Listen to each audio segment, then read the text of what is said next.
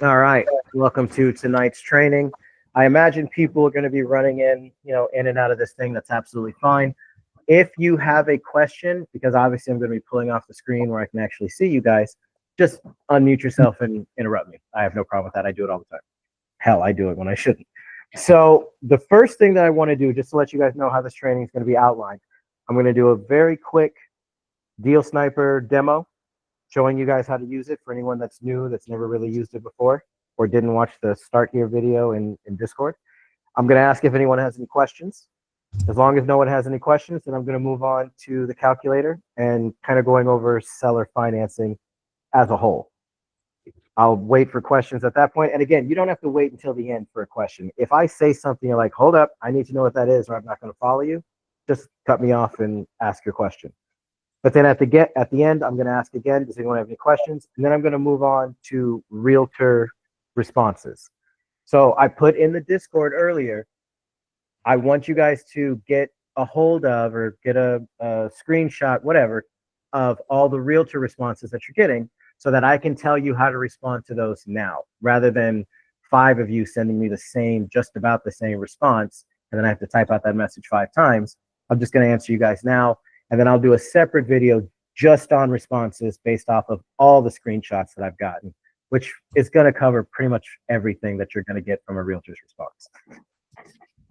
And then after that, we're going to go into open forum Q&A, where you guys can ask me any wholesale question that you want to know, whether it's seller finance, Deal Sniper, cash, whatever. Before we get started, what's up, dude? You had a question? Yeah, I don't know, like, because I know in the past I've just been DMing you. I've just been putting every question that I've had on the main chat just in case anybody else has it. Do you want me to just keep doing that so that way you're answering essentially everybody? Okay, cool. Yeah, that's fine. That's fine. The problem is, and not necessarily the problem, the good thing is that we're getting new people every day. And, I don't know about you guys, but I don't scroll all the way up to the top to read everything that I've missed. I just ask a question when I get it. And I assume most people do that too, which is fine. All right. So let's do a little Deal Sniper. Let's do one of these. So here's basically how you're supposed to use Deal Sniper effectively.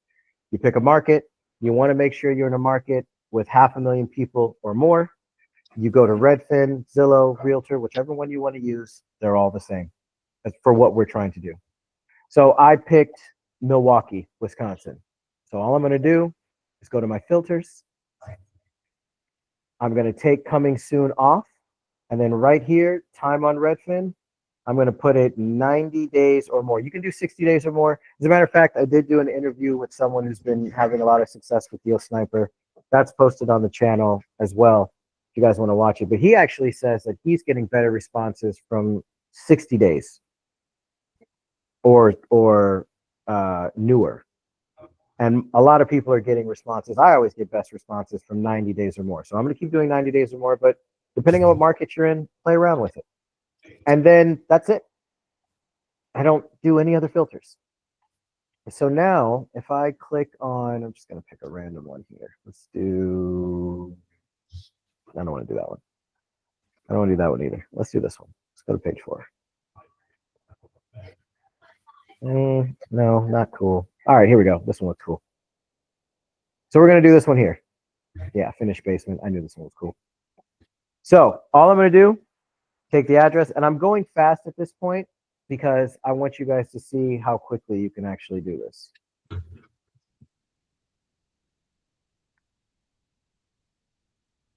So it's going to bring up the exact same property. Here's how much they're asking. Wow. There's how long it's been on market. Okay. So they're asking $375,000. Do a quick check, make sure the house isn't demolished, because Deal Sniper is always going to add more money to the asking price. And for something that's been listed for 348 days, that's a long time.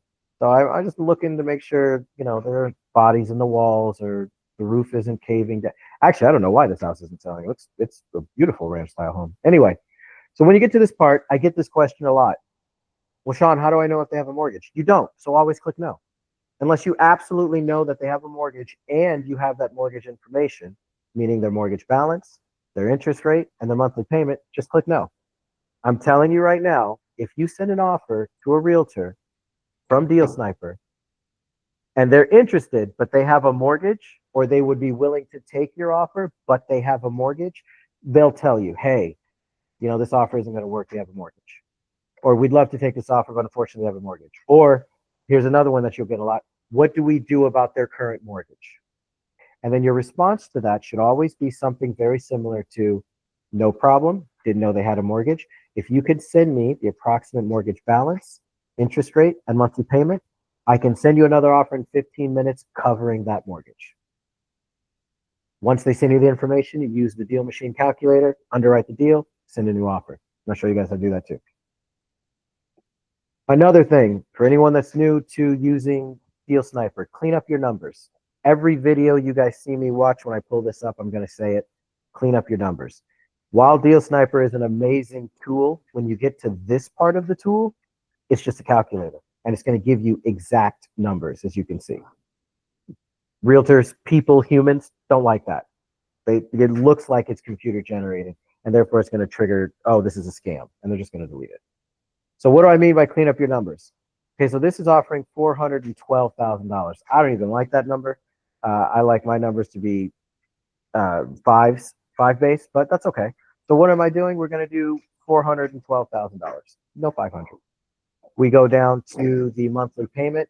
Who in the world wants to get a payment of $1,206.58? That's ridiculous.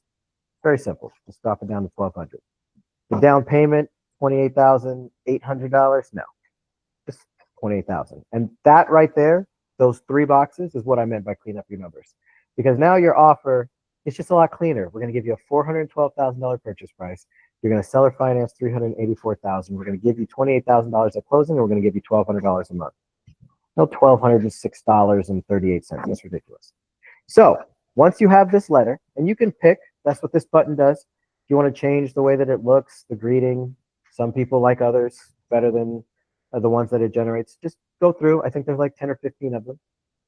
Then you go back to the listing, and you scroll down right here. Listed by April Bathers. Now, she doesn't have any of her information listed, so what am I going to do? Well, I'm going to go to Google, because as a real estate agent, she's going to have it listed. Oh, wait a minute. I want to get her. You want to get the whole thing if you're going to Google it, because who knows how many people have that same name.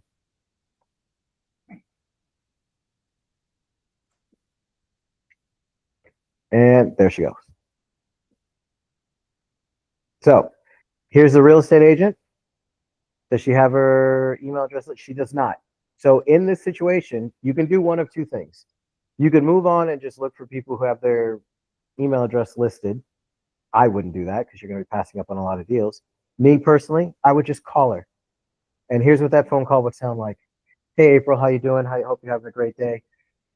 I'm looking to put an offer on your West Sheridan Avenue property, but I don't see your email address listed. Can you please text it to this phone number or give it to me right now? I'd like to get this offer in before I take off for the day, or before the end of the day, whatever you want to say. That's it. And even you can even chat it up a little bit. Hey, here's what I would do. Hey, I'm real curious. I looked at the photos. Beautiful house. I mean, it really is. And it seems to be in a decent area, but it's been on market for almost a year. What's going on? That's a great and absolutely fair question to ask. Why is it listed for almost a year when it looks like this? Like, what am I missing?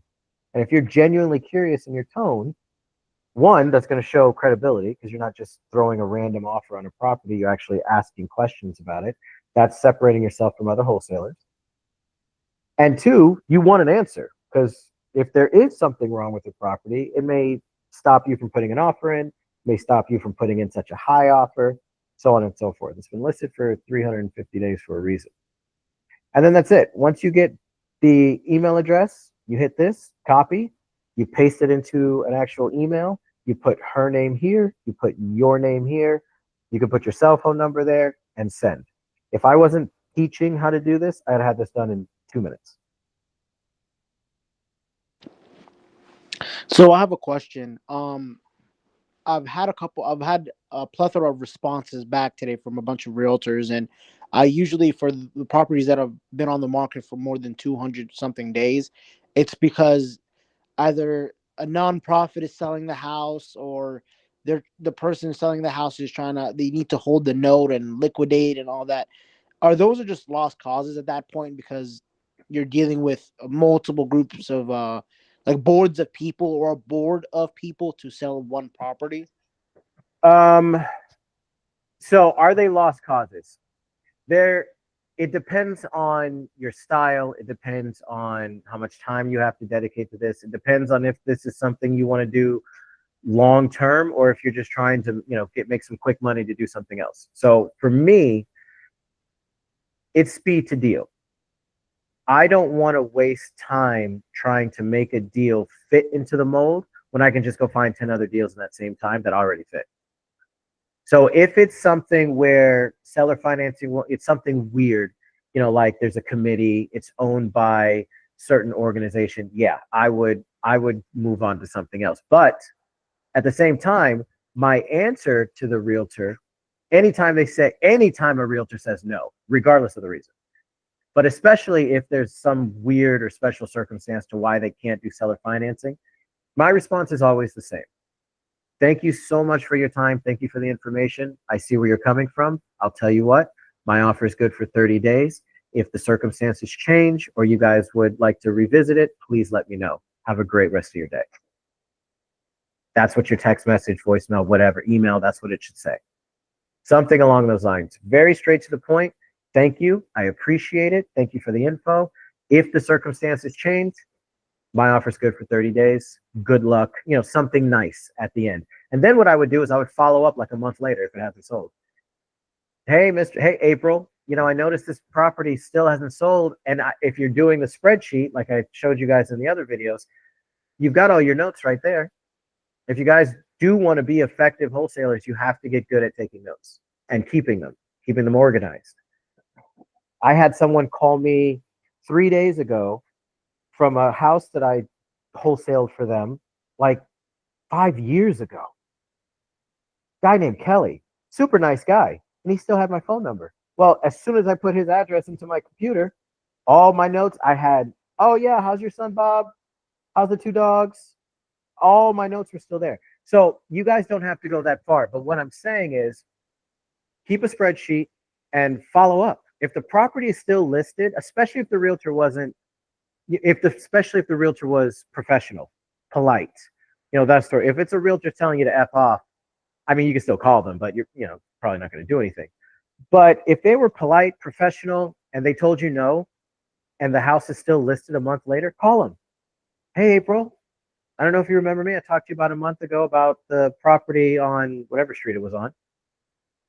I noticed the property still hasn't sold. Any chance your seller might entertain a seller financing offer like I sent you before? That's a two sentence text message or phone call. It's either going to be yes, they are, or no, they're not. And then I call them a month again if it hasn't sold. I mean, obviously this house has been on market for a year. I would just keep calling. Now, if it's one of those situations where it's like we can't take a seller financing offer because of XYZ circumstances and it doesn't fit into a subject to or a hybrid or any other type of creative, then yeah, I would just completely move on to another deal. All right. Does anyone have any questions on Deal Sniper? Yeah, I have 2 questions. So the first one is not necessarily about Deal Sniper, but a response that Deal Sniper usually generates from a bunch of realtors.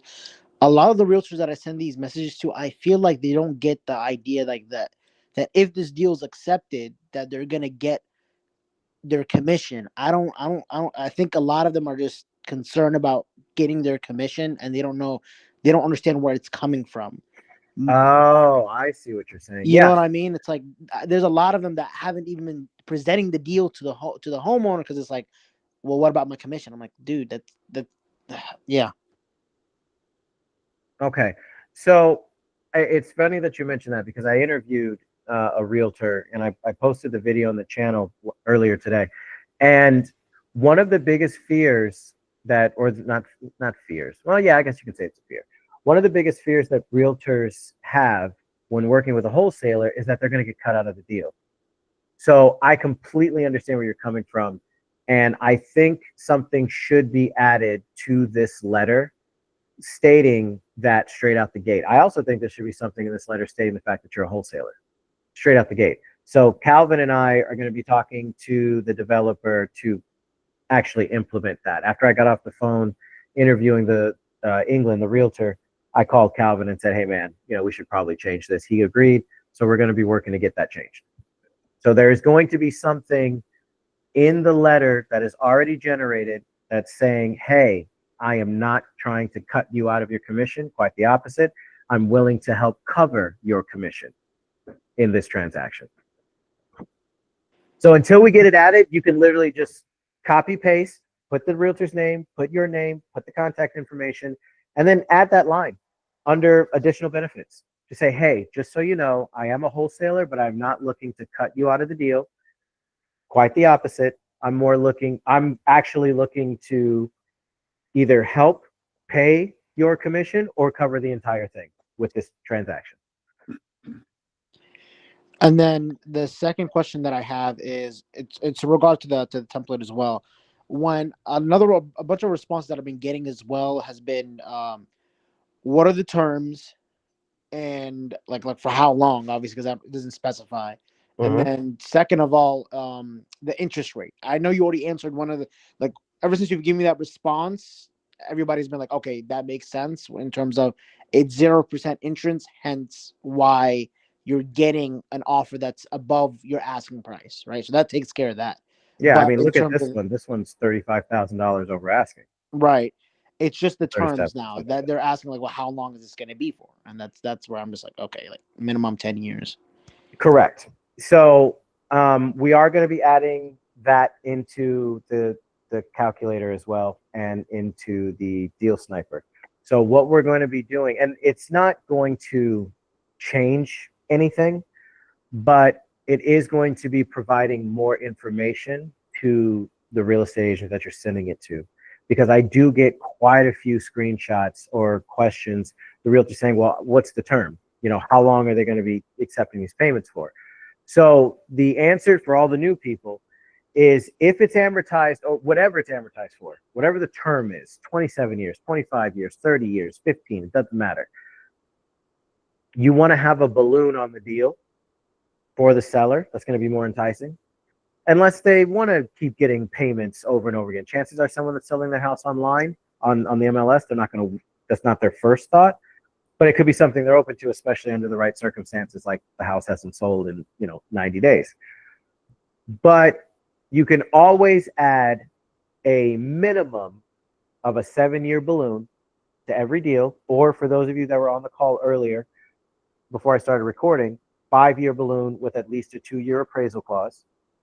Basically, what that means is if the house doesn't appraise for what we need it to appraise for by the time the 5 years is up, then we're going to push the balloon out a year. And we're going to do that up to 2 times. And then on the 7th year, regardless of what it appraises for, we're going to pay out the seller. Ideally, the longer the balloon period, the better. And that goes when we're talking about selling your deal to an investor, especially if you guys are going for, your max $350,000 purchase prices. Especially if you are like this one here. Purchase price is $415,000 once I add some money for the commission for the realtor.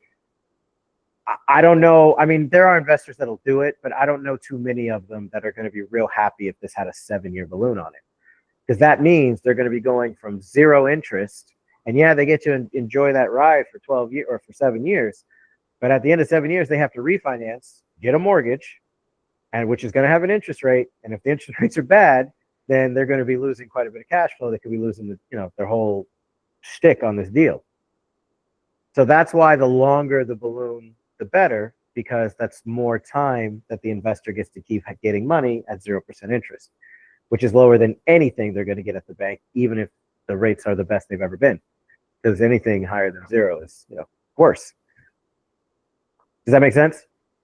Yes. And then another question that I have is, I've been coming across a lot today that I have not sent out that have that sticker on them on Redfin that says short sale.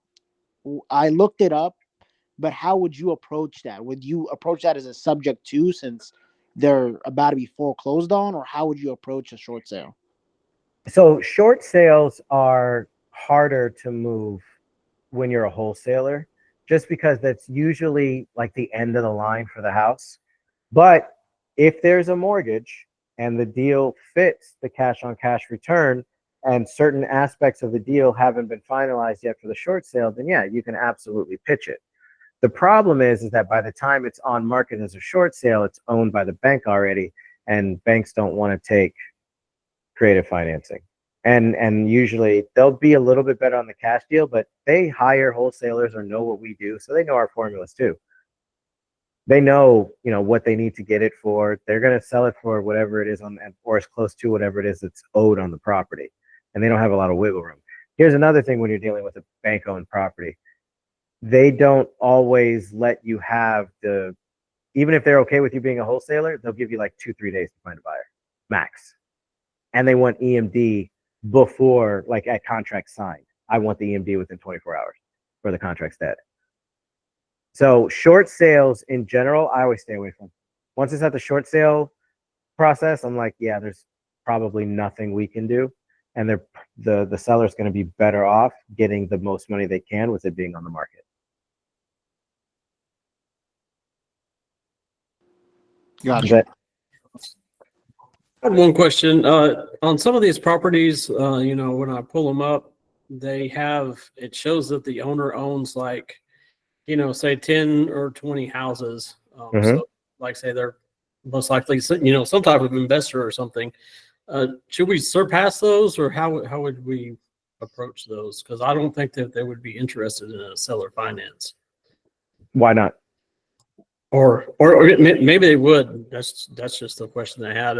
If they had it listed, I would expect that they wanted the cash out of it quickly. But that's just my assumption. I don't know. No, it's all good. So the nature of listing the property on market, whether they own a bunch or they own one, the idea is they're listing it to get a cash offer. Most people don't list their property to get seller finance. Some of them do. Some of them already know the game, or they're looking to avoid capital gains. They're looking to have monthly income without having to worry about a tenant. There's a bunch of reasons why someone would list their property with seller financing or creative in mind. But most people who list their property, a realtor told them, oh yeah, I can sell it for this amount. And they got that amount in their head. That's the cash that they're going to get. So that's what they want. That's part of the reason why we offer so much more on the asking price. So for example, let's say you have someone that owns, I'll use Leo's. Leo, I'm going to use yours. So Leo brought me a portfolio, 34 properties in it. The guy wants the value, his asking price for each one totals 2.3 million. It's nothing to me as a wholesaler, and even as an investor buying it, if the rest of the numbers work, I'll give you 2.5 million. I'll give you an extra $200,000 if you want to do seller finance. And I'll give you $250,000 at close. And then I'll give you monthly payments. Now, something like the people who buy those are a little bit different level. So they may be okay with a shorter than 20-year balloon, but probably not. So it'd probably be, a full term. But even if there was, a 15, 20-year balloon in it, as long as it's cash flowing, they'll buy it.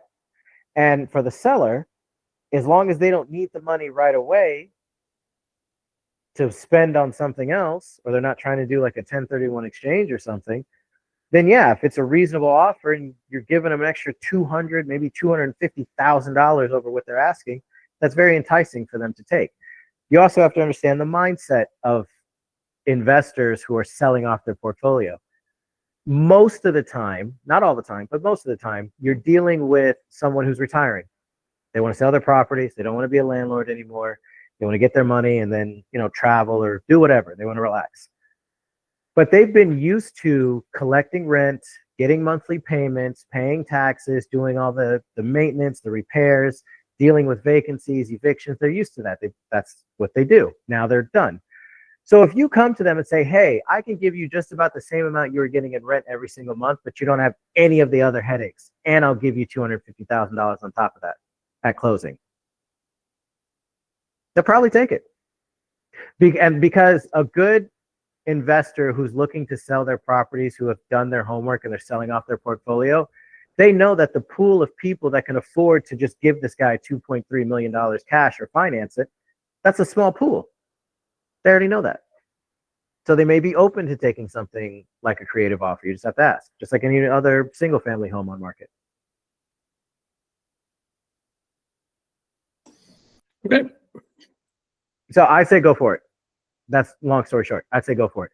Now, if they say that they don't want creative financing at all for whatever reason, you take every single property that they want to sell, you comp it out, you see what it's worth, you run the formula to see what you can give them as your MAO, and you offer them that for each property, or add them all up and see what the total is, and then you have to negotiate, because chances are it's not going to come up to what they're asking for. Sometimes it does. Most of the time it doesn't. And then you go that route. But if the property is listed on market and you want to offer a cash deal, whether it's a portfolio or just one property, 60% of what it's listed for, minus your rehab estimate, minus your desired assignment fee, that's the most you can offer. ARV doesn't come into play at all once it's listed. So just keep that in mind.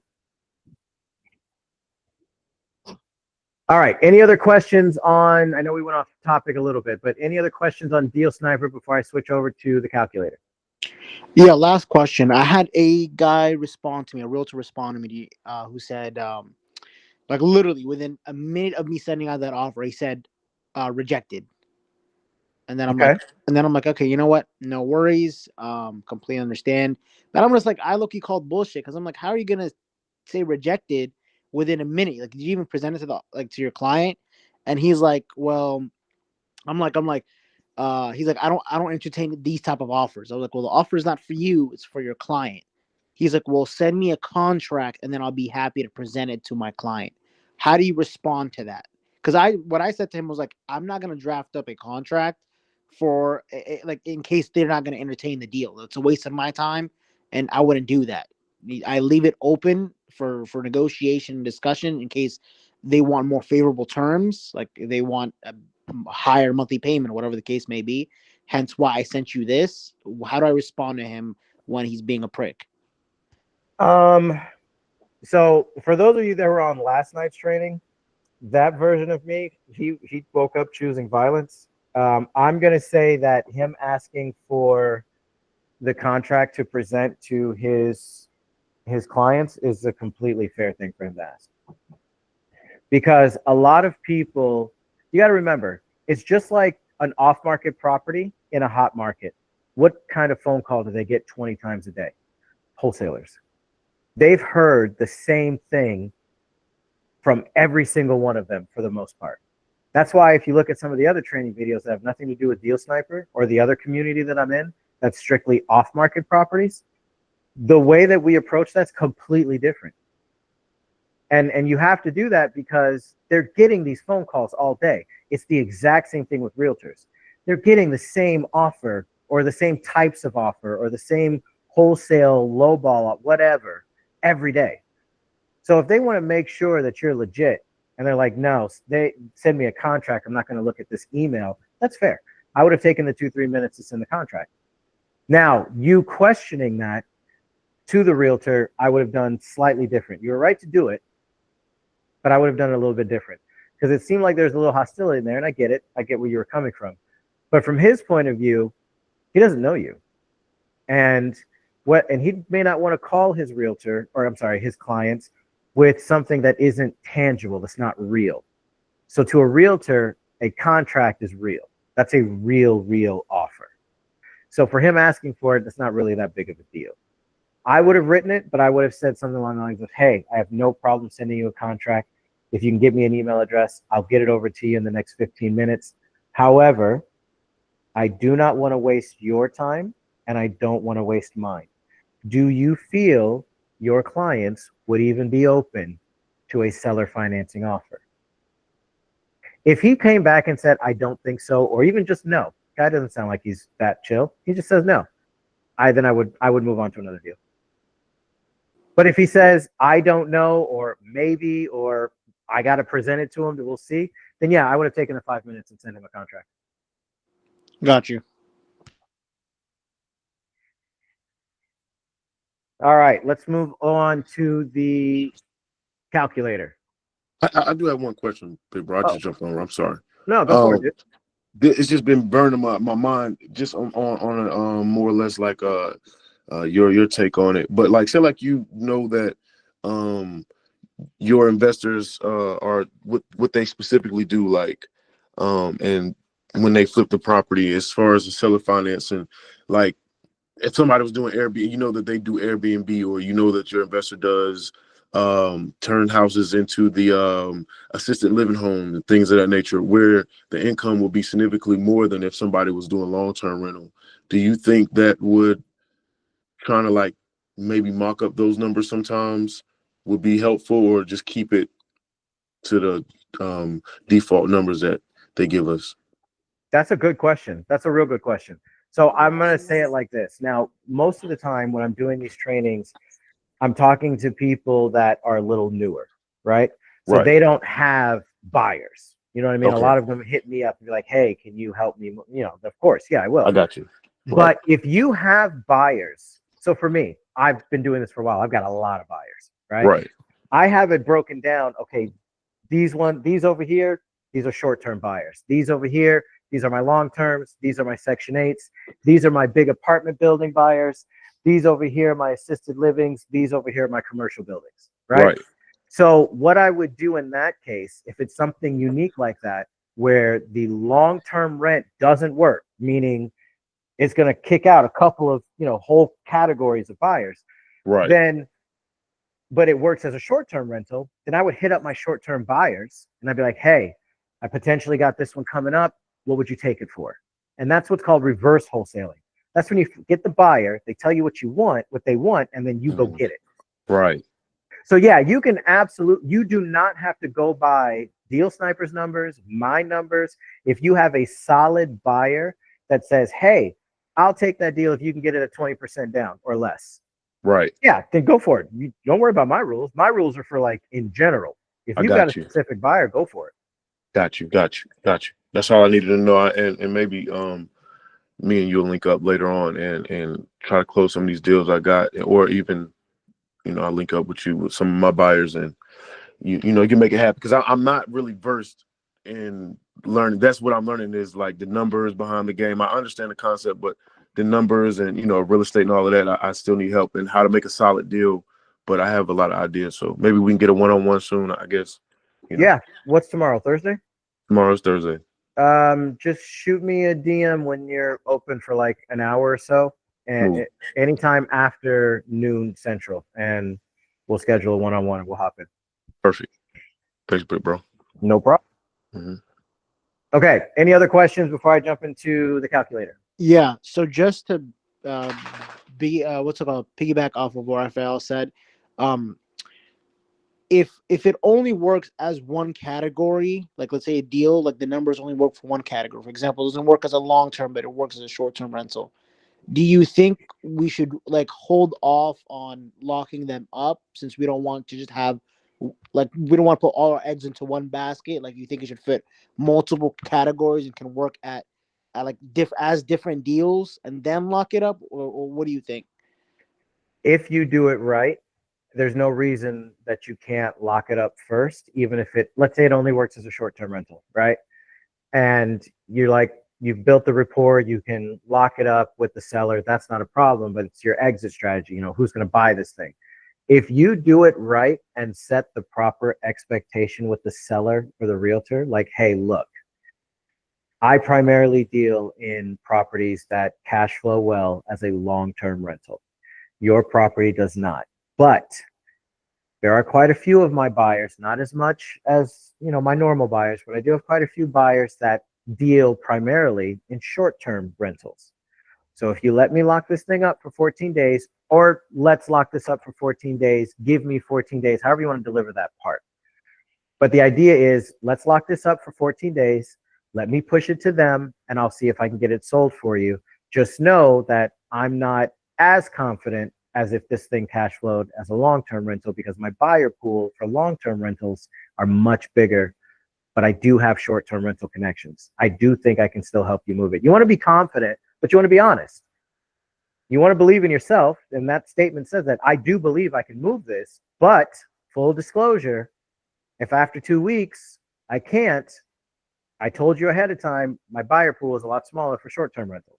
As long as you do that, I say go for it. It's free to lock up a deal under contract. It's free to build rapport with a real estate agent or a seller, and it's free to market the deal. So yeah, I say 100% go for it. But if you're going to be a wholesaler that's too afraid or too timid, too much anxiety to tell them you're a wholesaler or to have that conversation with them, then no, don't lock it up till you have a buyer. Because the last thing you guys want to do, and that me, I'm sensitive. So I don't like letting people down. As a matter of fact, I hate it. So I don't want to tell people, yeah, I can get this done for you. They're packing, they're looking online on the stuff they want to buy with their money they're going to get. And then 2 weeks later, I got to call them back and say, hey, I said I was going to get it done, but I couldn't do it. I hate that. I hate that more than anything. So that's why I tell people up front, if I'm questionable on a deal, I'm going to let them know full on up front. Hey, your deal doesn't work this way. This isn't typically what I move, but I still think I can move it. Give me 14 days. Let me try. If I can't move it, I'll bring you back all the information for you to make whatever decision you need to make to better serve you once we're done. All I need is 2 weeks. That's completely fair. And then last question that I have about Deal Sniper. One of the responses that I got today of people that are interested and willing to entertain the deal is just like I put in that screenshot earlier. We want your purchaser's credit history or to determine financial strength or whatever the case may be, just in case they don't default. Um, what I've responded is not just what you said, but I also tell them, oh, hey, look, I completely understand wanting some extra peace of mind for your seller, and they're worried about a payment defaulting. I just referred back to what you said a while ago. Well, you don't want us to default, but if we do, it's like winning the lottery because you keep all the money that we paid you up to that point, and then it's like what, a deed in lieu. So 31 days after the missed payment, ownership reverts back to the original owner, and they can sell it again. Correct? That is correct. Okay. And again, I don't know if you sent me that screenshot yesterday or not, but if it was did you send it today or yesterday? Today. Oh, well, you just woke up the guy that was on the wrong side of the bed, because that instantly made me mad, because it's stupid. It's stupid. And let me tell you why it's stupid. I love realtors. I love good realtors. I understand the struggle that they deal with. You guys think you have competition? Everyone and their mom is a realtor. Or if they aren't one, they know two. So I get it with realtors. I understand the stress. But if this was a traditional transaction, there's no way in the world the seller would give them, or I'm sorry, the buyer would give up a credit report. It would be a proof of funds and an approval letter. Well, we're going to get proof of funds and an EMD. So even if we don't close on the deal, you're going to get to keep the EMD. If we do close on the deal, you have the proof of funds saying that we can pay for it, and you have the deed in lieu in the contract. So I would always say no. I'd always, laughing. Yeah, like, no, I'm not doing that. And it's a confidentiality thing. We're not asking our buyers, hey, I'm going to run your credit. If they wanted to do that, they'd go to a bank. So that's kind of a stupid question to ask on a realtor's part, but it's their job to protect the client. So I do get it. But yeah, I like your answer. How did it work? He said he's going to present the offer to the seller and let him know, hey, look, because I told him, like, it was based a bit off of what you've given me, but I didn't want it to sound like copy and paste, just especially if we have dialogue. I told him, hey, look, like, at the end of the day, I have full transparency. I'm a wholesaler, so that means I have buyers that I work with exclusively, and this is something I want to run by them, and then obviously hit them with the information that you gave me. We'll lock it up for 14 days. I'll see which one of them wants to bite on this. If they like it, terms fit, we'll go ahead and make something work. And then he's like, okay, that sounds fair. And then he said he'll follow up tomorrow. Beautiful. Absolutely beautiful. Well done. All right. Let me ask anyone on here now. So now I can see the screen with everyone. Is there any, and you can just hit the raise your hand button. I won't call on you or anything if you don't want to unmute your mic. Is there anyone here that does not completely understand or grasp seller financing?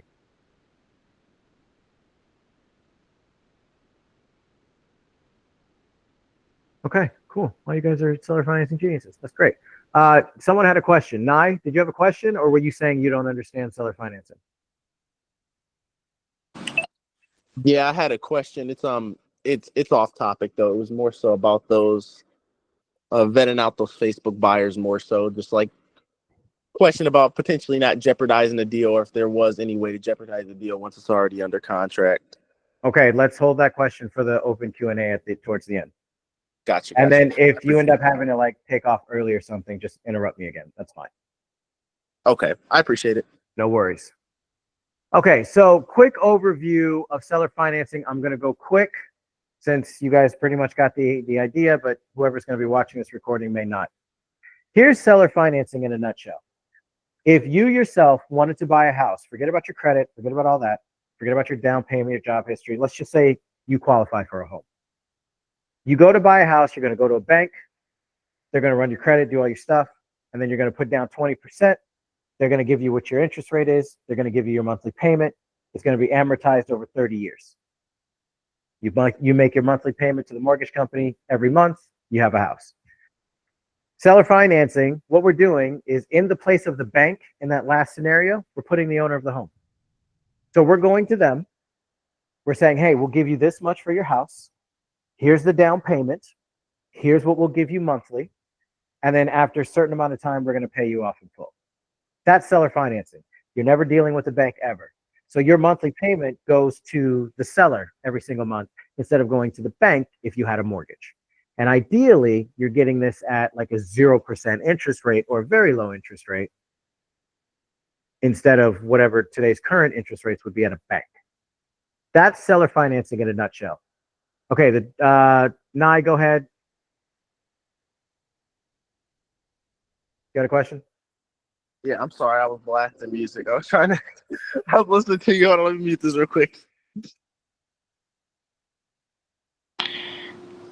Yeah, my question is, why is amortization always 30? On traditional sorry. mortgages or on what we do? On what we do in our calculator, since like most of the times, like, yes, it's not like obviously the longer the better, but just in case, most times it's like, hey, well, I want a deal within 10 years or a deal within 15 years or whatever the case may be. Why do we change that to reflect that, or we always keep it at 30? Like, why is it 30? Well, it's 30 years for ease of access to the payment. So we want to make the payment as low as possible. And since people are already used to 30 years with their mortgages, because most mortgages are 30 years, then we just do with what they're used to. Now, in certain situations, and I know you guys don't come across this very lot, especially the newer people, but there are quite a few times where I've closed seller financing deals and they didn't want a balloon at all. They wanted the payments for as long as possible. They were trying to, defer capital gain taxes, or maybe they have a financial situation where they just want guaranteed money coming in every single month. I had one who the guy told me, hey, look, I'm terrible with money. If you give me a lump sum, it'll be gone in 2 months. So I'd rather you guys just pay me out every single month until I die, because he was like 70. Most people don't do that, but some people do. So we keep it at a 30-year amortization to keep the payments low.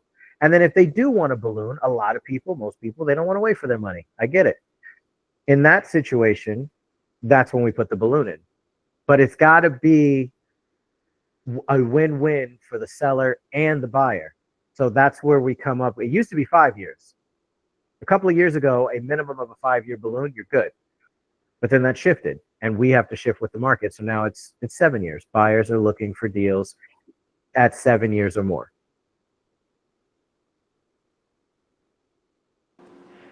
And then I've been getting more of this situation in terms of sub 2 and hybrid, and I don't have as much experience. There's certain things that I feel like are common sense, but I just want to just double check. I have one of the realtors I ended up hitting up. The deal, like a deal snapper, she was interested, all that, but it just didn't work for her client. But we built good enough rapport that she was like, hey, look, I have another property off market. They were trying to list it, but I don't think it's going to work out. I want you to step in, see if you can make something work before we move to that next step. She gave me the information, and this individual had not one but two mortgages. So when I go to like hybrid, right, because she wants to walk away with a bit of cash after like taking over the mortgage payments. Mm-hmm. Yes, two. Do we add both of them together to have one mortgage balance? That's question number one.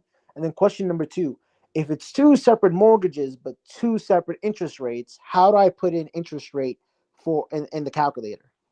Gotcha. Okay. That's a good question.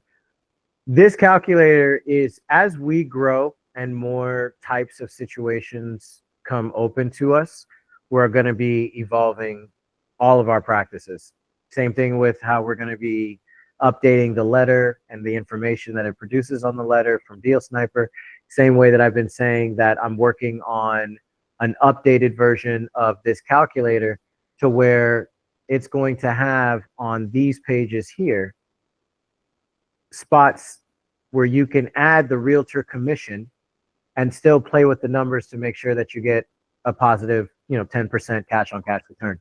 So in answer to your question, what I would do just for simplicity, when you're here on the monthly payment, whether it's subject to or a hybrid, doesn't matter.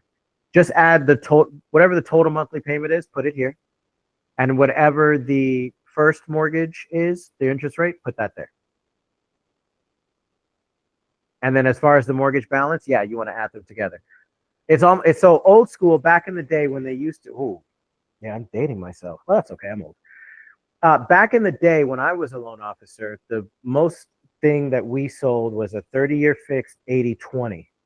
That's back when they were giving out 100% loans, where you didn't have to come in with any money but your closing costs if you wanted to buy a house. So typically what they would do is they would do two loans. One would be 80%.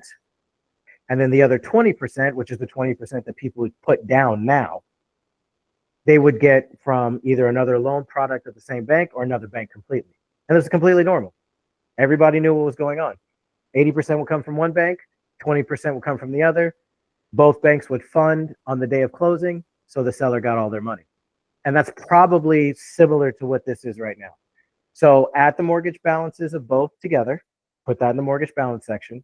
Add the total monthly payment from each mortgage together, put that in the monthly payment. But for interest rate, whatever the first mortgage is, or the one with the bigger balance, put that interest rate in the interest rate spot.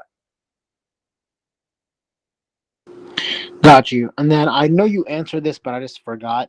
For PITI, right? She gave me her monthly mortgage payment for both loans. That should already include property tax and insurance, correct? Or That is is that correct. okay? Cool. Yeah, PITI stands for principal, interest, taxes, and insurance. Cool. All right. So we went through seller financing, what it is. Does anyone have a deal that they'd like me to double check their numbers or run it through the system as an example? If you don't mind, can I give you that same deal that we were just talking about for the hybrid, since I just didn't take a chance to run the numbers? Yeah, we can do that. Let me just double check first. Again, are we all clear on seller financing before I move on to a hybrid? Okay. So seller financing, very simply, means they have no mortgage. So you're working with them. By them, I mean the seller. Subject to means they have a mortgage, but they only want a little bit of money over how much they owe on their mortgage. A hybrid is when you're doing both. It's when, here's an example, they have a mortgage for $100,000, but they want to sell the house for $300,000. That's going to be a hybrid. And the reason being is because the difference between their mortgage and how much they want is more than the 10% that we can give them as a down payment. So it's very easy to figure out if the deal is going to be a subject to or a hybrid. If their mortgage balance is $100,000 and they want to sell it for $150,000, subject to. All right, so what are the numbers? Okay, so the numbers are the only thing I don't have is the LTR, which I'm gonna look that up real quick. But the numbers that I do have right now, so monthly mortgage payment is $1,347 even. Is that for both? Yeah, that's both. That's both of them combined. Okay. And then total mortgage balance is $221,250. Okay. and then interest rate is 6.6%, and then I just need to get the LTR. Okay. $20,000 cash to seller.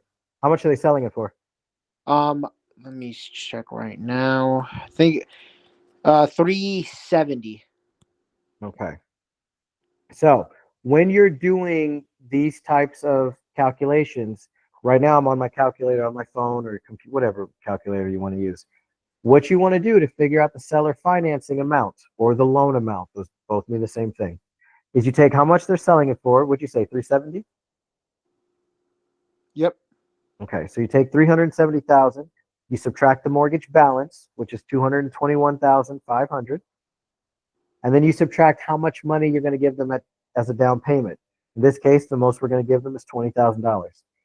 What's left on your calculator is the loan amount. So in this case, if you were following along, $28,500. Does everyone understand how I got that, or do you need me to do it again? Well, I'm all good. Okay, cool. And then we want the cash. Yep, cash seller will be 10 or 20, and then our assignment fee will be 10. And then let me know when you have the LTR. Yep, I'm working on it right now.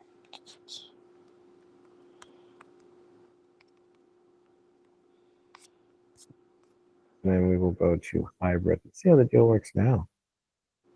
So 1,300 even. Ooh. Hope the LTR is more than 1,500.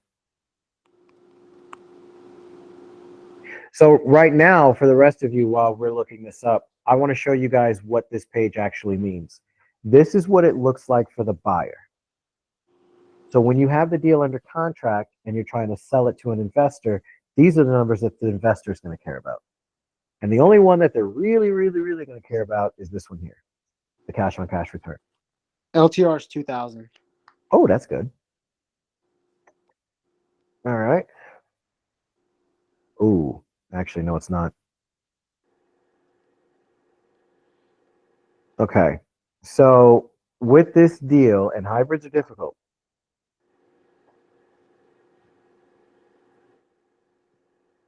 Yeah, the most you can give them is $175 a month. Okay, got you. And here's why hybrids are difficult.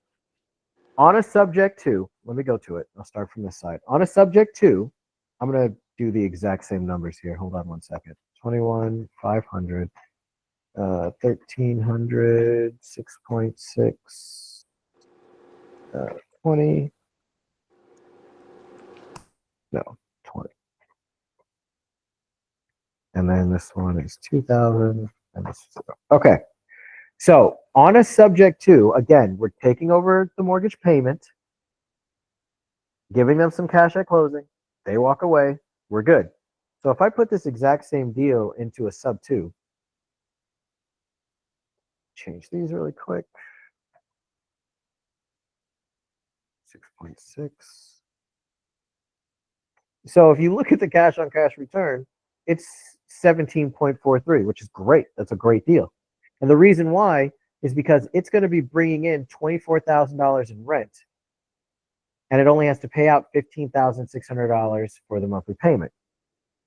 On a hybrid, we're paying the same getting the same $24,000 in rent. We're paying out the same $15,600 in monthly payments, but then we're also paying another $2,000, $2,100 out for the money that has to go to the seller because it's a hybrid. Remember, they wanted way more than what they owed on their mortgage. So what we're doing on a hybrid, we're saying, okay, what we'll do then is we'll give you a lump sum at closing, and then we'll just give you monthly payments to pay off the extra that you wanted. In this situation, the most we could give them is $175 a month.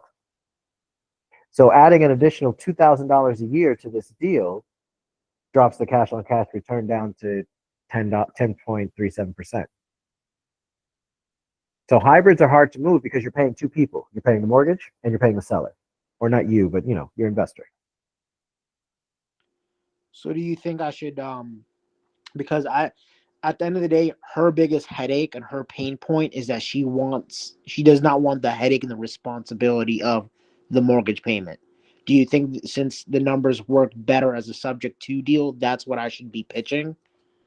Yeah, I would go that way because you could give her, you really can't give her too much more than the 20. You can give her 22. You might be able to max it out at 25 and then maybe drop this down, not necessarily, but worst case scenario, we drop this down to 8 and then we go to sub 2, you're still at 16%. Yeah, I would still say you're good at that point. See if she'll take it. How long has the house been on market? So she Oh, tried this putting is the one that, yeah, no, you yeah, wouldn't so have she tried putting so so a little more context. She tried putting the house on market twice before with two different realtors, and Mhm. both listings expired. So she's down bad right now. I would try and picture this up too. Got it. I just look, you'll walk away with $25,000 clean, and you And won't have to then worry about the mortgage. and then in terms of sub two, right? Because I know we spoke briefly about this a couple of weeks ago.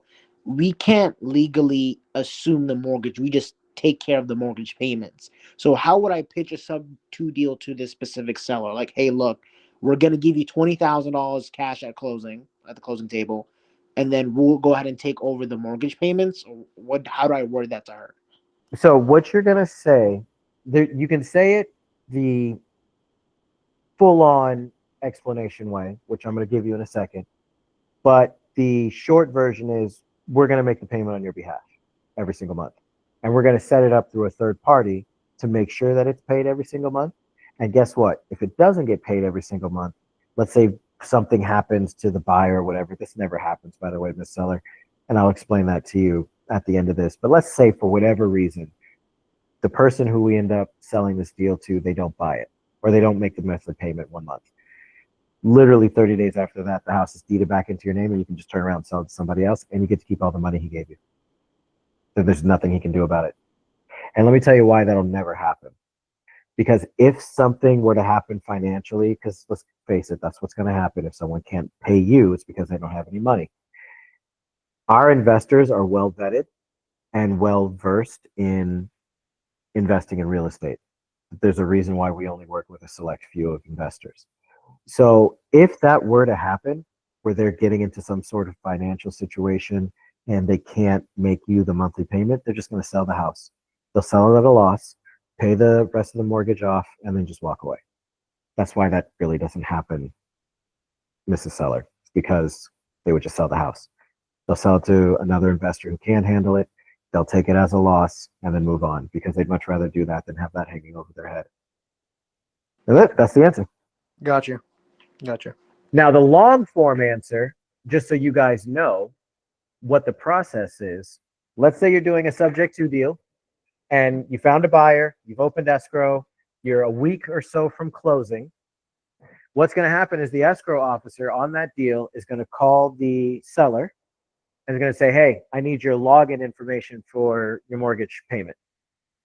Then that same escrow officer is going to call the buyer or the investor and say, I need your bank account information, I need your routing number, your checking number, and all that stuff. Then that escrow officer is going to merge those two together and set up an automatic payment that's going to come out of the buyer's checking account on the first of every month. Now, this happens instantaneous, but I'm going to kind of break it down into steps. The money is going to be drafted from the buyer's account. It's going to go to escrow. Escrow is going to check it off. Okay, cool. The investor paid his monthly payment this month, and then instantly send it to the bank to pay off the mortgage payment. So that way, if the buyer's payment, for whatever reason, one day fails, insufficient funds, bank account closed, whatever, escrow is notified immediately. Then they notify the seller, and then they reach out to the buyer. Hey, what's going on with your account? We need to get that payment. Some states are different, but it's in between 15 and 30 days. After the 15th day of no payment, that's when the deed in lieu process starts. And what that means is that the escrow officer is going to start working to deed the property from the buyer's name back into the seller's name. So essentially, the buyer, the investor, is losing the property. No foreclosure, no court, no arbitration, no nothing. You didn't pay us. It's expired. We're taking the house back. And it goes back to the seller. Once the seller has it deeded back into their name, they can literally turn around and resell it the next day to somebody else. All the money that the buyer has paid, the seller gets to keep. The down payment, the monthly payments, any repairs done to the property while the buyer had it, the seller gets to keep. If there's a tenant in the property that has a lease, that lease now belongs to the seller, including the rent and the deposits. It all goes to the seller now. Buyer loses it all. That's a deed in lieu. And it's in all of our contracts. And it's state law. So every state's a little different. Some states it kicks in after 2 weeks. Some states it kicks in after 30 days, but they all have one. That's how it actually works. But you can do the short form answer too. Understood.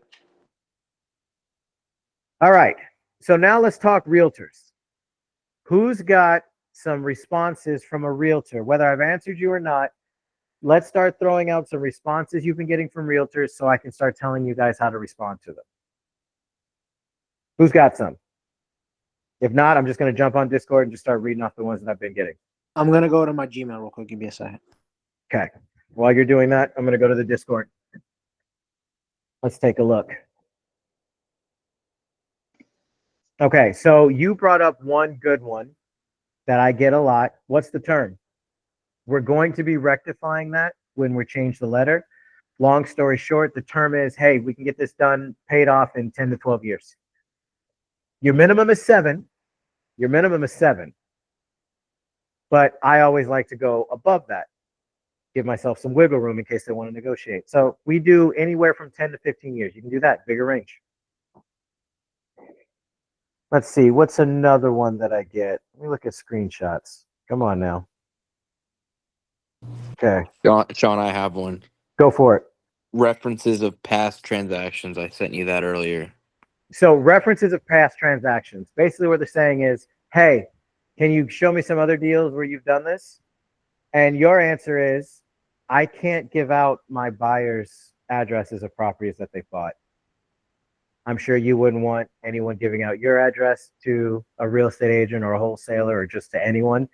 We can't give you any addresses of deals that they've closed on. But what we can do is once I've identified which one of my buyers wants to take this down, I can submit a proof of funds and EMD within 48 hours.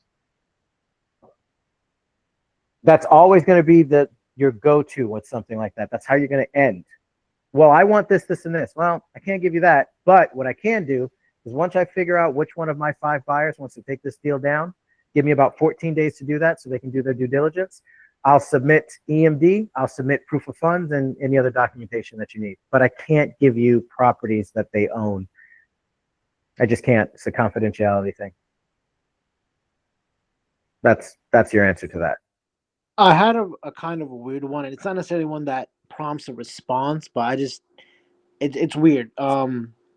He said, what's it called? Your offer has been received by my office, and I will forward it to the seller in case you have not already or they missed it. Seller is responsible for negotiations, so I will instruct them to reply to you directly. Please let me know if they do not acknowledge receipt within 24 hours. Well, what's the point of having you then as a realtor if I'm not going to be talking to you? I mean, I have no problem. I'll talk to the seller all day. But what's the point in having somebody like that represent them if I'm going to be talking to the seller ultimately at the end of the day? Yeah, that sounds like it sounds like one or two things. Now, keep in mind, I'm paranoid. I don't trust anyone. So I always assume the worst. It could be, like one of those things where, well, God, do they even have like radio shows anymore? Is the radio a thing? Anyway, Yes. back in the day, they would have radio shows. And what they would do is they would give a fake phone number. It's not fake. It goes somewhere. It just goes to a voicemail. And anytime a woman was out and was getting hit on obnoxiously, the woman would say, oh, yeah, here's my phone number. Go ahead and call me. And it's not. It goes to the radio station, and the radio station just plays it for fun. All these guys calling the same number looking for this chick. It could be something like that, because I'm with you. Why are you a realtor if if the seller's going to be negotiating everything? Maybe the seller made him mad. Maybe they're out of contract. That could be it. Maybe the contract's expired and they can't do it. Gotcha. Could be something like that too. But yeah, here's what I would do just to make sure you're not being catfished. Whatever contact information they give you, that's cool. But shoot me the address and I'll skip trace it for you to see if the information they give you matches the owner of the property. Gotcha. And then I got another one that says, I don't know if it's the wording of what I'm the deal sniper prompt, but it says, good morning. My client is not offering any financing. Please have your client get approved with a financial institution of their choice. Yeah, that's basically saying they're not going to do seller finance. They want you to submit a cash offer. So they'll go to the bank, get approved, submit a cash offer. That's one of those times where your response is, thank you for the information. Thank you for your time. My offer is good for 30 days. If the circumstances with the sellers changes, please let me know. We're interested. Have a great day. Gotcha. And for people who are new, I mean, like joined and haven't listened to any of my trainings or don't know the formula breakdown, the very nature of how we get deals dictates that you're going to be told no 95% of the time. So please keep that in mind. I had someone shoot me a message the other day, Sean, I sent out 10 offers and nobody said anything. Well, that's not enough. This method of wholesaling is absolutely a numbers game. Little bit of luck involved, just a bit, but it's absolutely a numbers game. You have to send out at least 20 offers a day, which will total 100 offers a week. Of that, you'll get about 4 or 5 positive responses. Of those, you'll close 2 or 3 a week for a potential $10,000 assignment fee, each one. Hell, even if it's $5,000, that's 15 grand a week. That's $60,000 a month. It's worth being told no 95% of the time. To me, anyway, but I'm crazy. Thanks. All right, who else has got a screenshot that they got from a realtor or a response from a realtor they want to just share with me and I can tell you how to answer it? I have a response. You actually already kind of touched on this, but I want to just get more clarification. They're asking for cash, 185, which is significantly lower than the asking on the MLS, on the market. Okay. Should I, like, how do I go about that? Like, I don't know if it's 60%. I think it's not. I think you said it has to be like 60, right? So how long the has this asking? one? Yeah, that is correct. So if the property is listed on market and they only want to do cash and you want to give a cash offer, the formula is 60% of what it's listed for minus the rehab estimate, minus your assignment fee, and that'll give you your MAO. Your MAO stands for max allowable offer.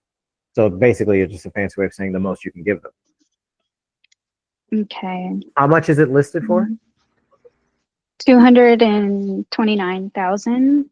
And they took off $65,000 straight out the gate. Yeah. That's crazy. How long has it been listed for? 44 days. Oh, they're desperate, but not desperate enough.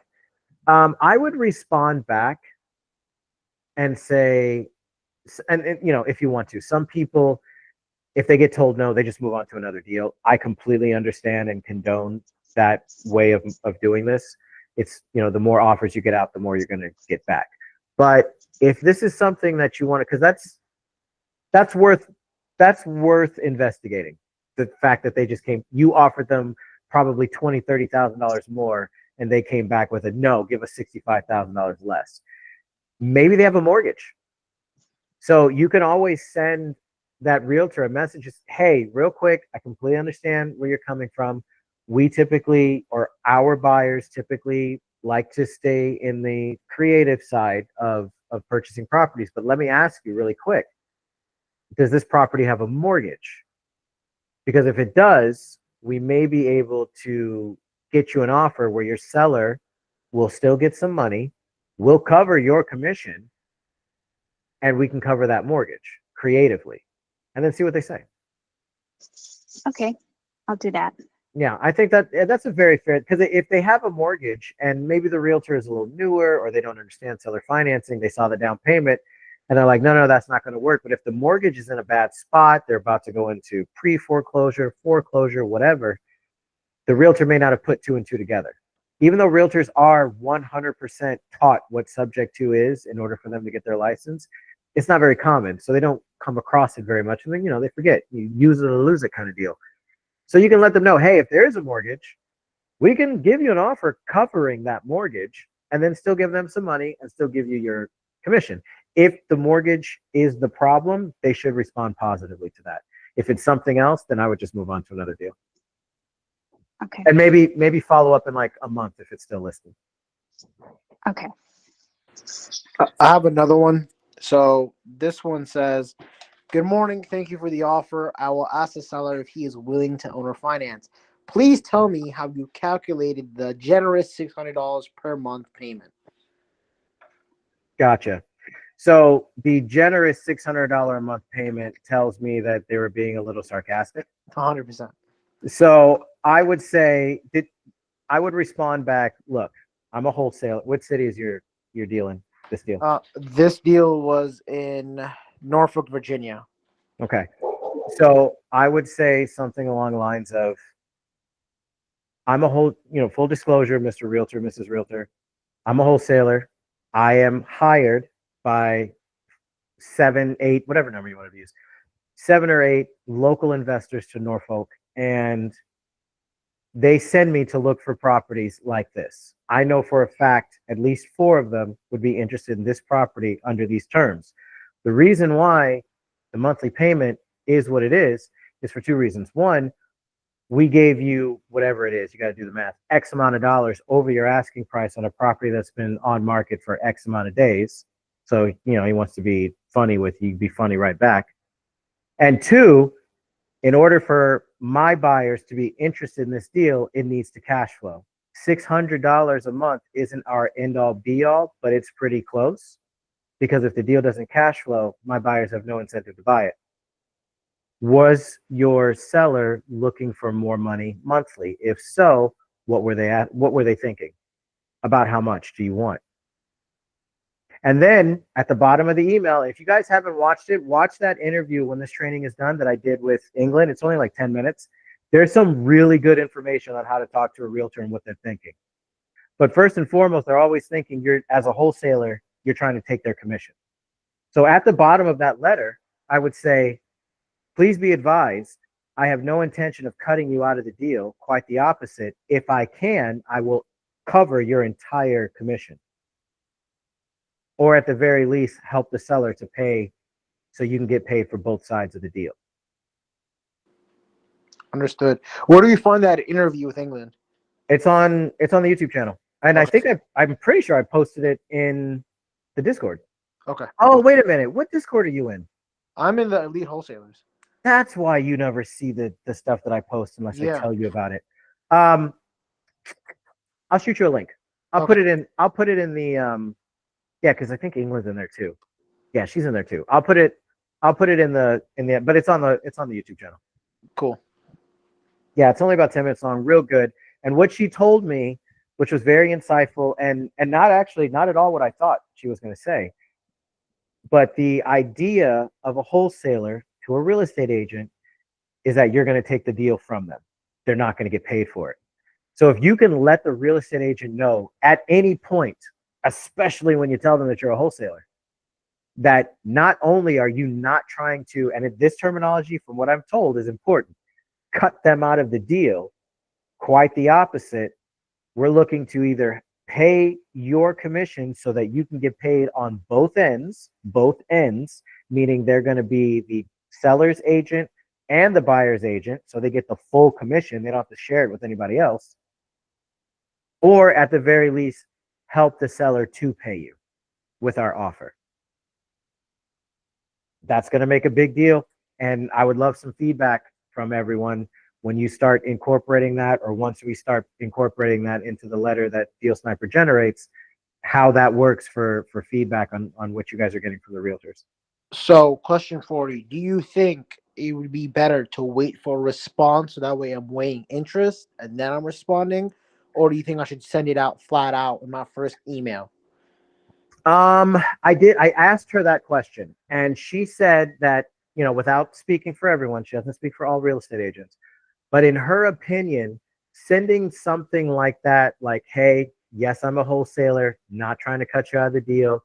If quite the opposite, I'm either going to help the seller pay your commission, or I'm going to cover the whole thing myself, is absolutely something you can send on the first email out. Maybe add it in at the bottom of your offer. If you don't want to do that, then what I would do is, one, yes, if they respond to you, then you can give them that spiel. Or two, if they never respond to you and you want to follow up via text message or phone call, you find a way to incorporate that into the conversation. Hey, did you get a chance to see my offer? Yo, yes, I did. They're not, even if they say, oh yeah, we saw it, we're not doing seller financing. Okay, no worries. Same thing that I've told you guys. No worries. Thank you so much for your time. Just so you know, my offer is good for 30 days. Also, I don't want there to be any confusion. I'm absolutely not trying to take this deal from you. Quite the contrary. I'm looking to either pay your entire commission so you can get both ends, or at the very least, help the seller to pay your commission so you won't be cut out of the deal. Let me know if anything changes and they're interested in taking my offer. It's good for 30 days. Boom, get off the phone. So you can do it either way. And for those of you that are going to do it one way versus the other, keep me updated on how it's working. I'd like to know so I can let everybody else know.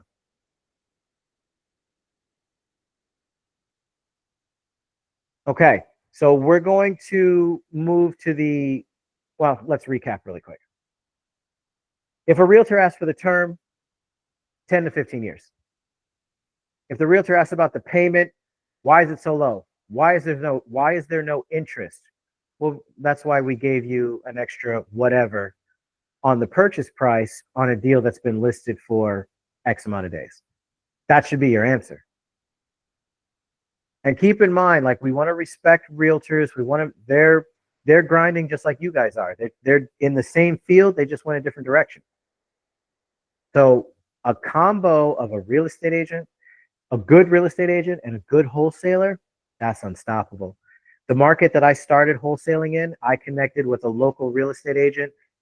I just, was me, and I got lucky. She got it. And we annihilated this entire neighborhood. We took every deal that I had that we couldn't wholesale, I sent to her. Hey, I can't, because back then I was just doing cash. And for anyone who knows cash deals, you can't really do a cash deal on a house that's in really, really, really good shape. I mean, you can, but it's just much harder. So I'd send those to her. Anytime she had a deal, someone wanted to list their property and the house was really jacked up, she sent it to me. And she told them, hey, I'm going to send my investor friend over. He's going to take a look at it. He's going to make you an offer because you can't list it. It needs, X amount of dollars in work. So we capitalized on each other. We edified each other. We raised each other up to everybody else. We were unstoppable. If you guys can get that in one or two realtors in populated areas, you don't even need Deal Sniper anymore, to be honest with you, because they'll be feeding you so many deals. You just got to make sure you do right by them. So that was the recap of how to talk to realtors. Most of the time, it's going to be either what's the term, which we're going to be putting into Deal Sniper anyway. Why is the payment what it is? What's the interest rate? Oh, it's 0. Why is it 0? Most of the time, that'll answer just about anything they say. Or no. If they say no, we're not interested, don't forget. Reiterate, okay, no big deal. Thank you for your time. My offer is good for 30 days. I'm going to cover your commission, yada, yada, yada. You guys have heard it. So now let's go to the open forum side. This is where you can ask any question about wholesaling. Doesn't have to be about Deal Sniper. Doesn't even have to be a seller financing deal. It can be whatever. If you have any of those, go ahead and let's start going through them. Hey, Sean. What's up, dude? I've got a little sub-2 or hybrid. I just want to see if you could go over it with me real quick. I missed the first part, what you were talking about when you were breaking down other guys. So I just want to see if you could go over this one with me. Oh, sure. We can do that. Yeah, I guess we can use this time too. If you guys have a deal you want me to look at, I can do that too. That's what I used to do in my other trainings. When do I put the information into hybrid as opposed to the sub-2? What's the breakdown? Okay, so if the property is being sold, you only know this once you have the mortgage information. So assuming you have the mortgage information, if what they're selling the house for is more than 10% of what the mortgage balance is, then it's going to be a hybrid. And basically that just means they're asking for way more money than what you could give them on a down payment. Because the most you can give them on a down payment is 10%. If it's way more than 10% down, then it's going to be a hybrid. Because we're going to give them the 10% down of what they're asking, but we're going to seller finance the rest on top of paying their mortgage. Okay, cool. So can we go over it then real quick? Sure. What's the mortgage balance? Mortgage balance is 160.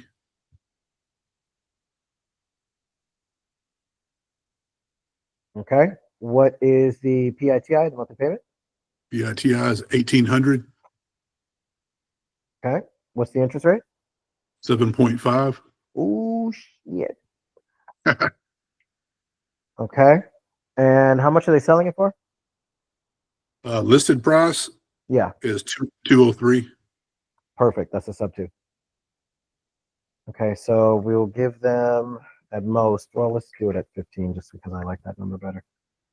And then we'll kick this back to 10. What's the rent? The LTR is 1572. Oh, this deal's not going to work. Damn. I mean, that's not true. That's not true. The deal can work, but your only exit strategy is a homestead buyer. So let's do the math first. Do I want to do it on the screen? Yeah, I'll do it on the screen. Okay, let me switch this over so you guys can see it.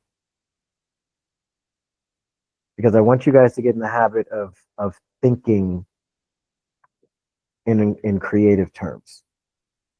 So window, here we go. All right. My big cool calculator. So they're selling the house for, what'd you say, 203? 203, yes, sir. All right, I'm just going to do 200 just because easier math. They're selling for 203.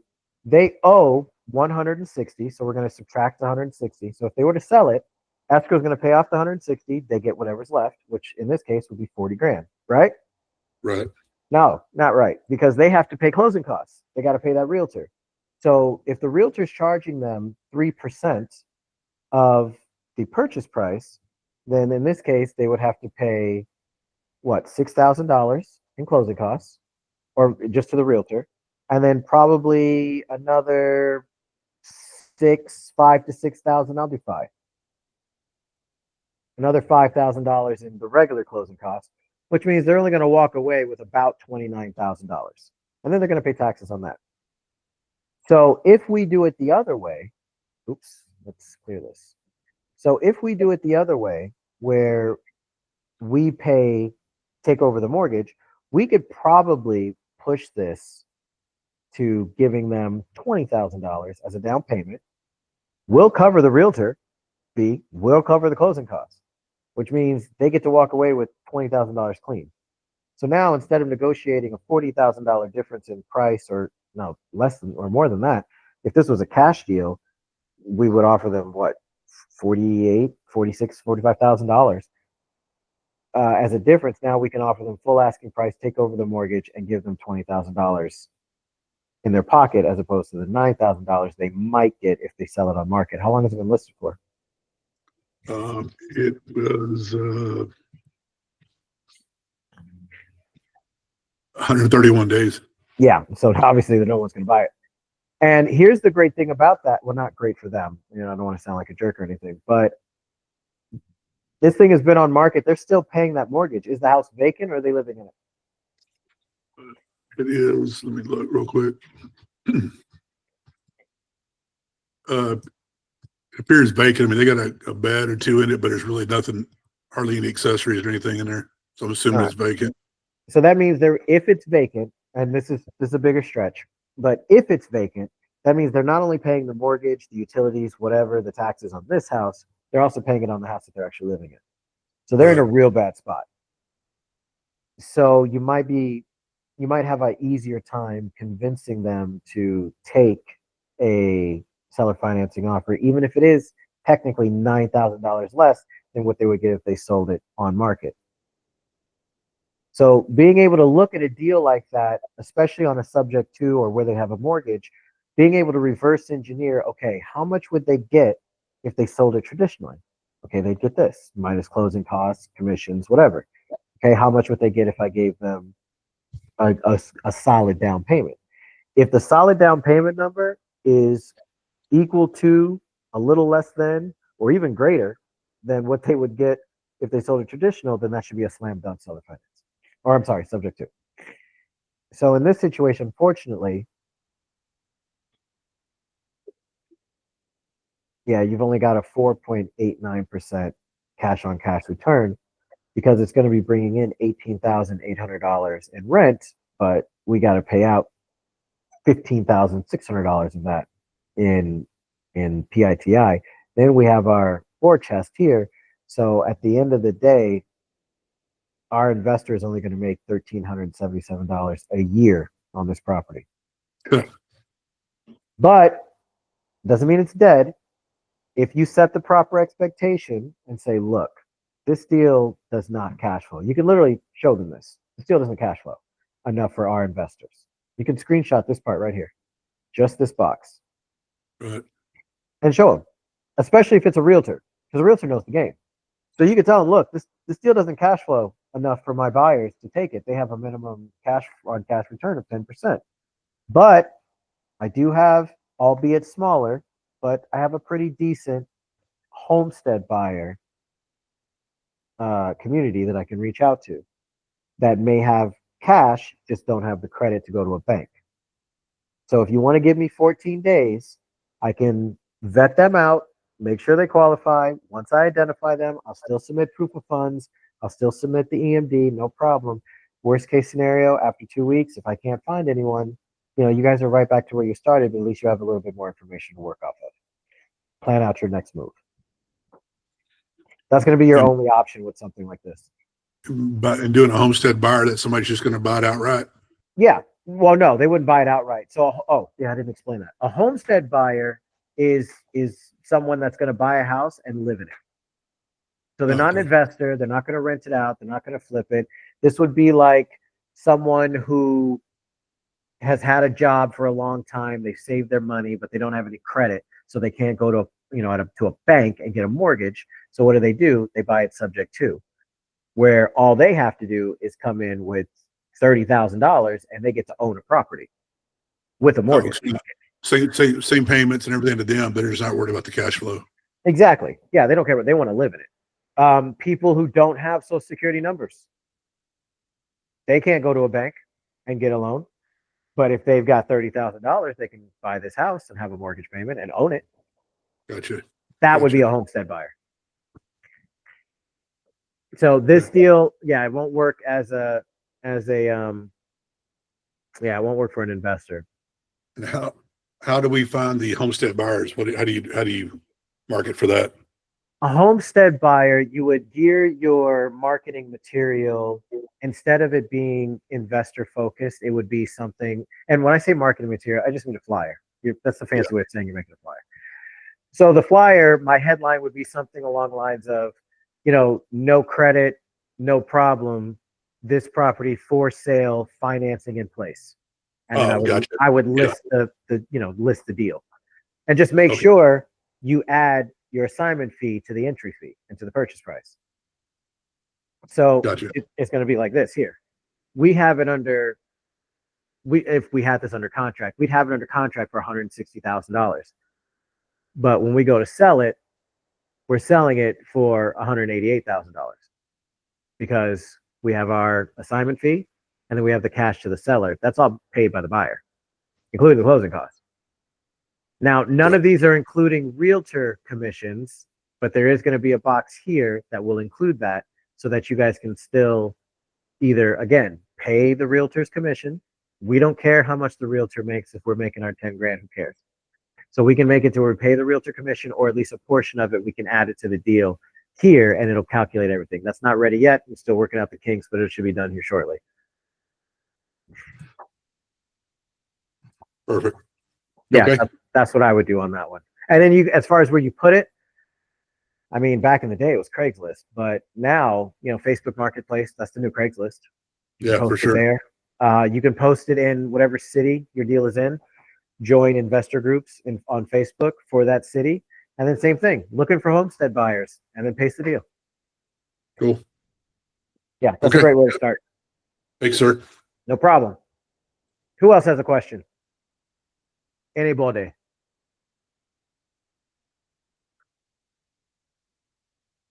Going once? Yeah, I do have a question. As far as What's the closing cost that's in the calculator, I think it's calculated at 2% or something like that. Where does that number actually come from? What comes from the typical closing cost percentage that people that our investors pay on their side of the closing costs. So other than the assignment fee, the closing cost is just the title fees. And those are usually just a certain percentage of the deal. Okay.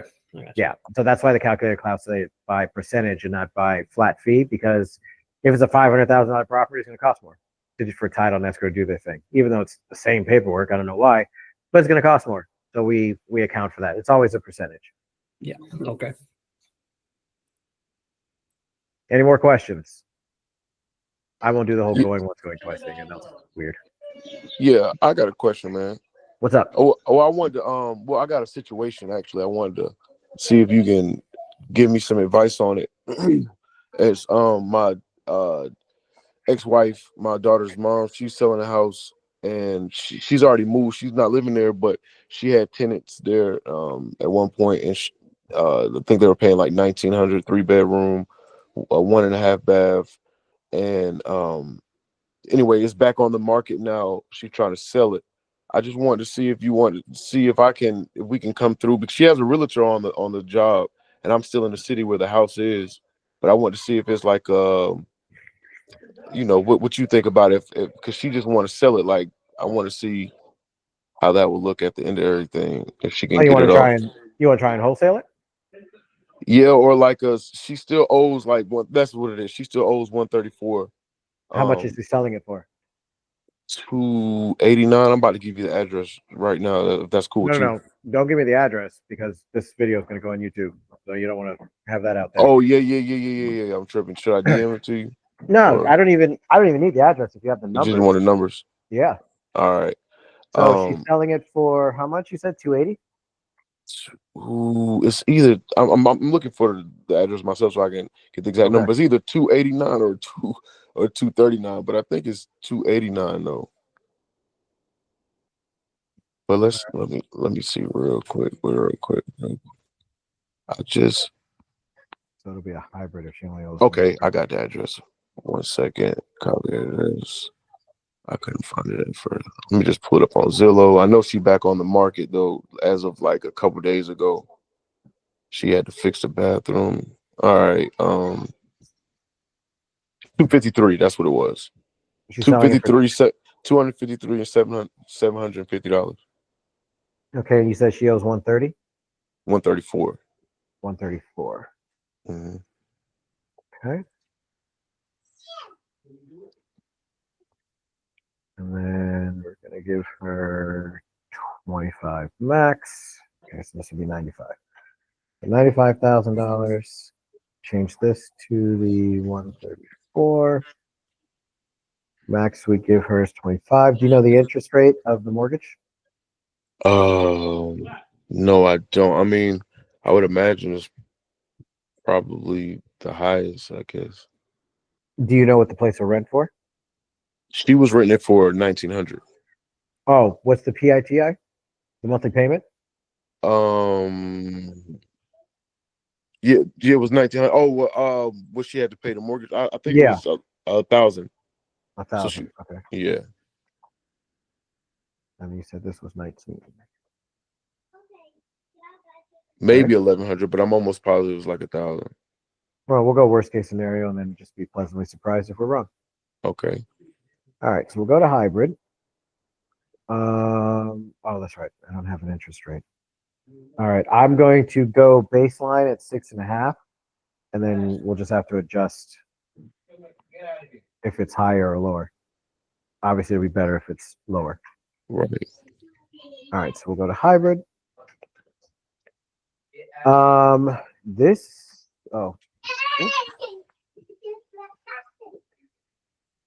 All right, so as it stands, the deal works, but she's not going to be getting a whole lot monthly. Monthly, right, as a monthly payment, she'd be getting like $275. right, right. Yeah, we could give her $275 a month, but cover the mortgage payment. Cover the mortgage completely, right? So she'll at least be. She was cash flowing more than that, of course, when she was renting it out. Yeah. But she would long term, get more money than what she was asking for. I mean, but what do you think it would look like in your head if she, just can close traditionally? If she closed traditionally, meaning somebody actually bought it and she's Right. selling it for how much? 289? I think it's 253. Oh, 253. Okay, so 253.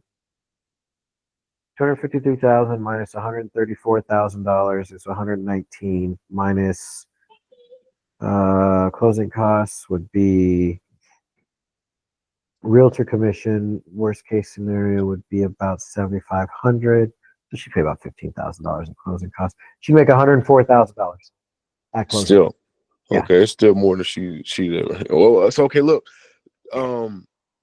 what about capital gains? Like if she's like just got that sit in the bank with, because I know she doesn't have any what to do to invest. She wants to buy again, but I know she doesn't have that. How long does she have before she has to move that money around before she get taxed by it? Oh, she's gonna get taxed on it next year. Right. So the only way that she could move it without getting taxed on it at all would be a 1031 exchange. And a 1031 exchange means that what did I say? $104,000 that she got at closing. Right. It would stay at escrow. She never gets to possess that money. And then once she has something that she wants to buy, she contacts the escrow company, gives them the information, and then escrow will send the owner of whatever she wants to buy the $104,000. Okay. So okay. So she won't have it liquid, Right. but it won't be growing any interest either. No, it won't. I don't believe escrow accounts have interest. So I don't know for sure, but I don't believe they're like a bank where if it's just sitting there for 10 years, then it's going to be worth more at that point. I think it'll still just be $104,000. As a matter of fact, now that I said it out loud, I'm 99.9% sure there's no interest. No interest on you. That don't even make sense. No, they're not gonna let us win that good. So my biggest point of leverage, into seeing this is just lease. You won't, because even after getting taxed, like what does that look like? What percentage do they typically tax? Oh, it depends on her tax bracket. That depends on her income, if she's got kids or not. There's no way for me to know that. Oh, I got you. You're right. You're 100% right. I didn't know if it was a percentage, just in general. I mean, it is a percentage, but it'll be a percentage based off of her personal tax bracket. Okay, I got you. So on the point of leverage is your money will be gaining interest and be invested, so you can, kill on taxes, and you'll be in there'll be her footing, continuing to invest in the market, which ultimately what she wants to do. She would still be getting, on top of the cash at closing, she would still be getting that positive cash flow of $275 a month. And I'm telling you right now, if I go back to this and she's renting it out for $1,900, she's not keeping that per year without paying. Oh, hold on, wrong one. Hybrid.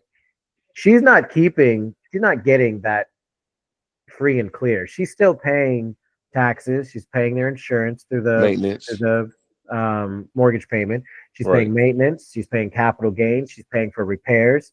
She's paying for if things break. She's paying for all that.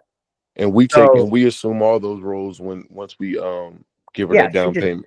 Yeah, she gets the down payment, and then every month she gets her $250 of positive cash flow, and that's it. You don't have to worry about nothing. If something breaks, this is assuming that the investor does it traditionally and just rents it out, because it's a possibility that, like I said earlier, that it will either be Airbnb or an assisted living home. You know what I mean? So that'll be like at least 4x in the income too at that point too, right?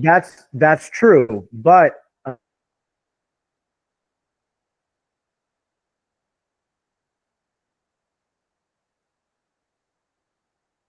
unless you're doing there, not what it could be. As a wholesaler, as an investor, yeah, you can look to the future and plan ahead. But as a wholesaler, you don't have a lot of leverage if you say, hey, this property is up and coming. That's why I paid an extra $20,000 for it. They don't care. They're going to buy what's there, not what's Right, going to right, be there. right. Well, yeah, okay. I mean, I guess that's just something, a bridge that I just have to create, on my own, because I know both. It's like I said, it's my child's mother and the investors are my mentor. So, and I know what he's going to do with the property. It's just convincing her that is a good situation. And ironically, I ran across y'all these past weeks, so I'm gonna Well, try to. do it the other way. So Mhm. call the. Do you know this investor very well? Yeah, like it's Like my you trust mentors. them? Okay. Yeah. Then if you think that he would seriously purchase this thing as a assisted living or something beyond a long-term rental, Right. then talk to him about what he would pay for it if you were to get a creative deal. Ask him what kind of terms he would want, see what the most he's willing to pay. Because I'm going to cap it at 10%. He may be Period. willing to pay 50. Right. So if he'll pay $50,000 at closing, that's a big chunk. That's a much bigger number. That's half of what she would have got if she sells it on market traditionally anyway. But she gets it Right. now, and then she gets positive cash flow after that. So that's when you can really dial in and talk to this investor or any investor and say, look, what exactly do you want, and how much are you willing to pay for this? Right. They tell you, and then you go get it for those terms. Period. Or Period. you go get it for $10,000 less than those terms. Right. Of course. So I can eat. Yeah, exactly. Yeah. Definitely. Okay, that's amazing. I'm not gonna waste too much more time on that. I was writing notes, so I'm try to curate this deal as best as possible. Use the influence I got in the relationships, and hopefully be my first deal I can close. Honestly, That's what's up. All right, man. yeah. Good job. Let me All know if right, you yeah. need anything else. I know we're gonna schedule a one-on-one. I'm gonna schedule one with you, so I Yeah, DM. All hit right, me up tomorrow. peace. All right, cool deal. Anybody else have any other questions before I let you guys go? All right, awesome. So as far as what you guys should be doing, don't forget to send out your 20 offers a day at least. I did interview somebody from the community who's got his first deal locked up. He's crushing it. He's got 2 or 3 more that he's working on getting locked up. This is a really good system if you work it. And then if you need help, I'm always in the community. Oh, hours. So as you guys can see, the community is growing, and there's a lot of people pulling at me from a lot of different directions.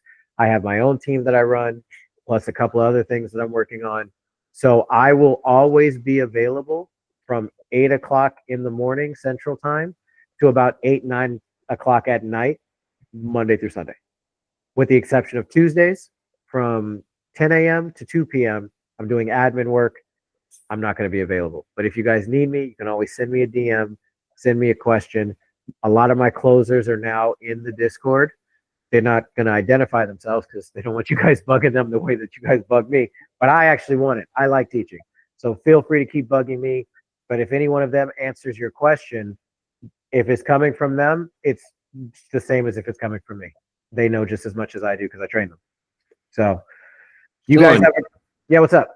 I had one random quick question. So, I stumbled across a property recently on Facebook. The owner's actually selling it for like $3,000 flat, right?